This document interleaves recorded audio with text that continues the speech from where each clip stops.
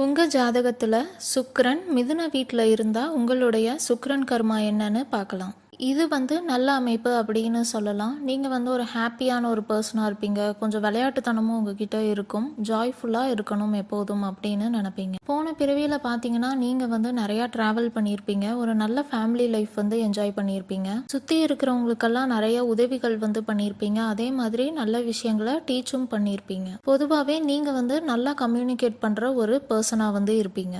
Art, science, music, dancing, sales இதில் ஏதாவது ஒரு விஷயத்துலையாவது நீங்கள் ரொம்ப ஸ்கில்ஃபுல்லான ஒரு பர்சனாக இருப்பீங்க.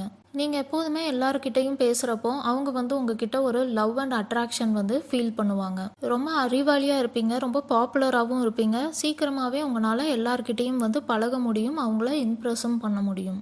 ரிலேஷன்ஷிப் அப்படின்னு எடுத்துக்கிட்டோம்னா லவ் ரிலேஷன்ஷிப்பாக இருக்கலாம், இல்லைனா மேரேஜாக இருக்கலாம். உங்களுடைய கோல் என்னவா இருக்கும் அப்படின்னு பார்த்தீங்கன்னா சோல்மேட் ஃபைன் பண்ணுறது தான் உங்களுடைய கோலாக இருக்கும். உங்கள் பார்ட்னரும் நீங்களும் மென்டலி கம்பேட்டபிளாக இருக்கணும் அப்படின்னு எதிர்பார்ப்பீங்க. நீங்களும் உங்கள் பார்ட்னரும் ஃப்ரெண்ட்லியாக இருக்கணும், நிறையா பிளேசஸ் ட்ராவல் பண்ணணும் அப்படிங்கிற ஆசையும் உங்களுக்கு இருக்கும். தீய கிரகங்களின் பார்வை இல்லைனா கூட்டமைப்பு எதுவும் இருக்குது அப்படின்னா நிறையா திருமணங்கள் இல்லைனா நிறையா காதல்கள் ஏற்படுறதுக்கும் வாய்ப்புகள் இருக்குது. உங்களுக்கு ஏதாவது ஒரு விஷயத்தை லேர்ன் பண்ணுறது ரொம்ப பிடிக்கும். எப்போதுமே லேர்ன் பண்ணிகிட்டே தான் இருப்பீங்க. அதை நீங்கள் ஸ்டாப் பண்ணவே மாட்டீங்க.